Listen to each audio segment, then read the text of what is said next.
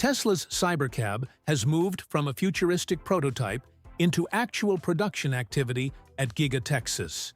And the most important change is not the gold body, the two-seat cabin, or even the autonomous software. It is what Tesla deliberately removed.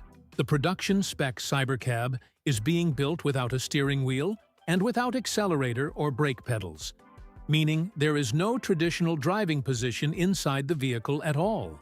Tesla confirmed pilot production during the first quarter of 2026, with volume production expected later in the year, turning a design that once looked experimental into something the company is now trying to manufacture repeatedly. That matters because removing the driver controls does much more than create an unusual interior. It allows Tesla to remove an entire group of mechanical and electrical systems that conventional cars have carried for more than a century. A normal car needs a complete chain of components simply because a human being has to control it. There is the steering wheel itself, the steering column behind it, adjustment mechanisms, brackets, sensors, switches, wiring, electronic control modules, and the hardware connecting the driver's input to the steering system. Then there are the accelerator and brake pedals, their position sensors, mounting structures, and additional wiring. Even modern steer-by-wire vehicles cannot simply forget about the human interface if a driver is expected to sit behind the wheel. Cybercab changes that equation because Tesla is designing the vehicle around the assumption that software, cameras, and computers will handle the driving task instead. Once that assumption becomes part of the physical architecture, several pieces that once seemed mandatory suddenly become optional. That is where the Cybercab becomes more interesting as a manufacturing project than simply as another electric vehicle. Every component removed from a car creates a chain reaction through the factory. A steering column does not only cost money as a part, somebody has to manufacture it, transport it, store it, bring it to the assembly line, install it, connect it, inspect it, and eventually service it. The same logic applies to pedals, switches, brackets, connectors, and dozens of smaller pieces surrounding them. Remove the entire driver control branch, and Tesla potentially removes multiple supplier relationships, assembly operations, and quality checks at the same time. A few kilograms of missing hardware may therefore translate into a much larger reduction in manufacturing complexity than the interior photographs initially suggest. This also explains why Tesla has repeatedly connected Cybercab with an aggressive cost target around the mid-$20,000 range rather than treating it like a premium autonomous vehicle. The target is difficult precisely because the expensive part of a robotaxi is not only the battery or electric motor. Cameras, computing hardware, safety systems, and the autonomous driving platform still have to be paid for. Tesla's response is to attack cost from the opposite direction. Simplify almost everything around those systems. 2 seats instead of 5 reduce interior hardware. A compact body reduces material. Removing conventional driver controls cuts another section of the bill of materials. If enough small reductions are stacked together, the company gets closer to building an autonomous vehicle whose economics depend on manufacturing simplicity rather than charging a luxury car price. The scale Tesla has discussed makes that simplification even more important. Elon Musk has previously said the company is aiming for at least 2 million Cybercabs per year once the program reaches full scale, potentially across more than one factory. At that level, even a seemingly inexpensive component becomes enormous when multiplied millions of times. Saving $20 on one assembly would represent tens of millions of dollars across a large production run.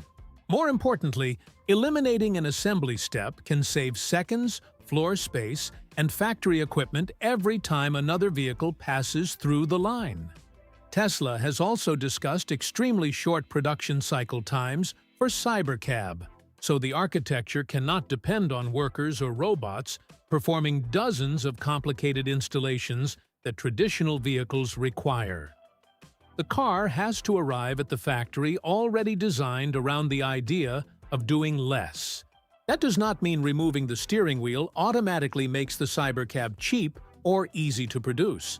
Almost everything surrounding the vehicle's autonomous operation still has to work reliably enough for a car with no manual fallback. And Tesla itself has warned that the early production ramp will be slow because so many parts and manufacturing steps are new.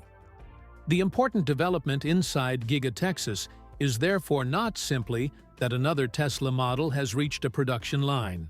Cybercab is testing whether a car can become cheaper by questioning components the industry has historically considered untouchable.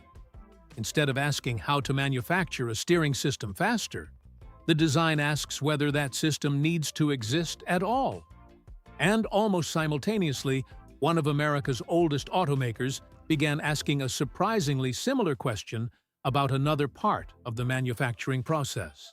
Ford is now challenging another assumption that has survived for more than a century: that a vehicle should move through one long production line while workers and machines add parts in sequence.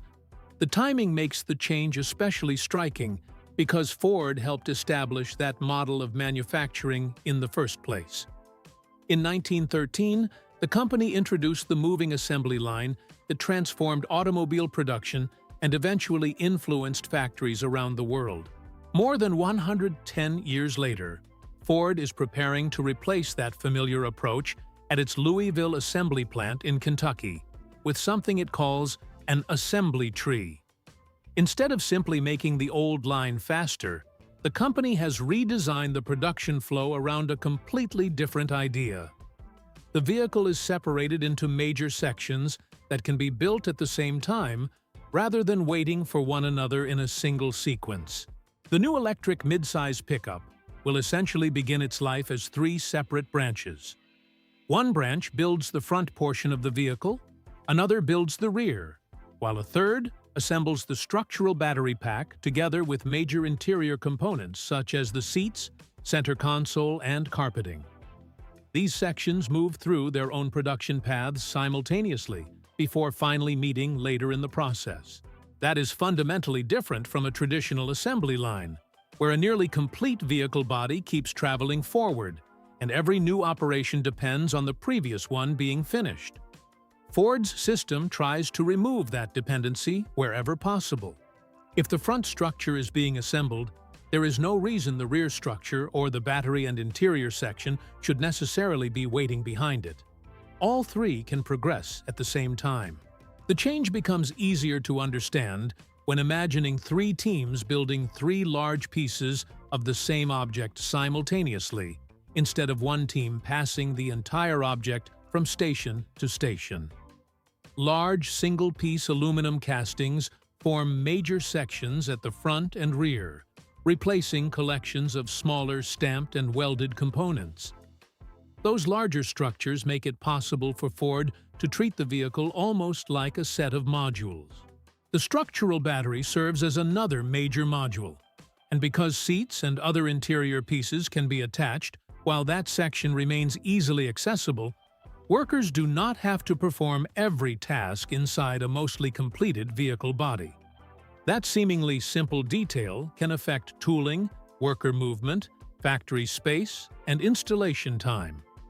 The vehicle only becomes a complete truck after those major branches converge. Ford is also changing how smaller components arrive at each workstation. Instead of workers repeatedly searching through bins or dealing with parts arriving independently, components travel down the assembly tree in organized kits. Those kits can contain the required fasteners, scanners, and power tools, positioned for the specific operation being performed. The objective is to remove movements that do not contribute directly to assembling the vehicle.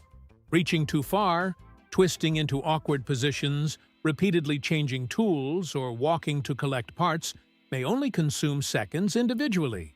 But those seconds are multiplied across thousands of vehicles and hundreds of assembly operations. Ford says the system was designed specifically to reduce bending, stretching, and twisting for workers while simplifying the tasks performed at each station. There is another reason Ford can attempt this now. The vehicle itself is being designed together with the factory instead of being designed first and then handed to manufacturing engineers later. The universal EV platform was developed around the production system, allowing engineers to change components specifically because of how they will be assembled. That relationship is important. A factory cannot easily divide a vehicle into 3 independent branches if the vehicle still contains hundreds of parts that must cross from one section into another. The architecture has to support the manufacturing method. Ford even points to the wiring harness as an example. The new pickup is expected to use more than 4,000 feet less wiring and save roughly 10 kilograms compared with the company's first-generation electric SUV. Shorter wiring means fewer routes through the vehicle, fewer connections, and fewer opportunities for installation complexity. The Louisville assembly plant is now being retooled around this system for the mid-size electric pickup scheduled to reach customers in 2027, with Ford targeting a starting price of roughly $30,000. The company plans to invest nearly $2 billion in the Louisville operation as part of a broader, roughly $5 billion manufacturing commitment that also includes battery production in Michigan. What makes the Kentucky transformation unusual is not simply that Ford is preparing another electric truck. The company that once taught the automobile industry how to build cars through a moving sequential line is deliberately breaking that line into parallel branches because the economics of affordable electric vehicles are forcing it to remove complexity from the factory itself. And once Ford started measuring exactly how much could be removed, the numbers became considerably more aggressive. Ford's numbers show that the assembly tree is not just a different factory layout. It is part of a much broader attempt to remove parts, steps, and complexity from the vehicle itself. Compared with the company's traditional manufacturing approach, Ford says the new electric pickup platform is designed with roughly 20% fewer parts, about 25% fewer fasteners, and around 40% fewer workstations in the assembly process. Those percentages matter because every removed component also removes something else behind it: purchasing, logistics, storage, handling, installation, and inspection. A bolt that disappears from the design is not only one less bolt to buy. It is one less fastening operation, one less tool cycle, one less point that can be installed incorrectly, and one less detail that has to be checked before the truck leaves the factory. The reduction in workstations is especially important because factories are often limited by how many operations must happen before a vehicle can move forward. A traditional line may contain hundreds of stations, and each station adds equipment, workers, floor space, and another opportunity for the entire line to slow down. Cutting the number of assembly stations by roughly 40% changes the economics of the building itself. Ford can concentrate more work into fewer steps because large castings replace groups of smaller pieces, and because the front, rear, and battery sections are assembled independently. The goal is not to force employees to work faster at the same tasks. The goal is to redesign the truck so that many of those tasks no longer exist.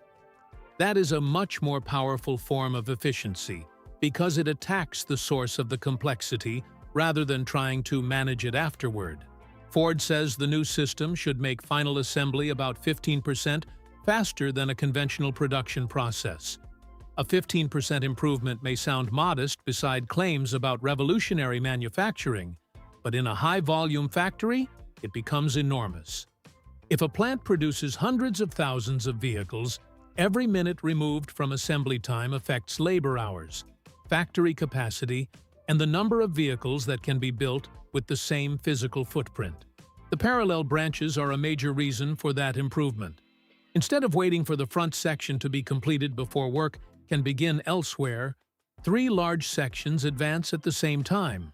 When they meet, A significant portion of the truck has already been assembled independently.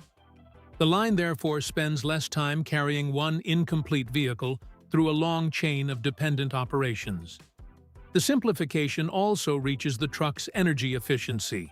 Ford has said the new electric pickup is being designed to achieve roughly 15% better aerodynamic efficiency than comparable vehicles, helping reduce the amount of energy required to move it through the air.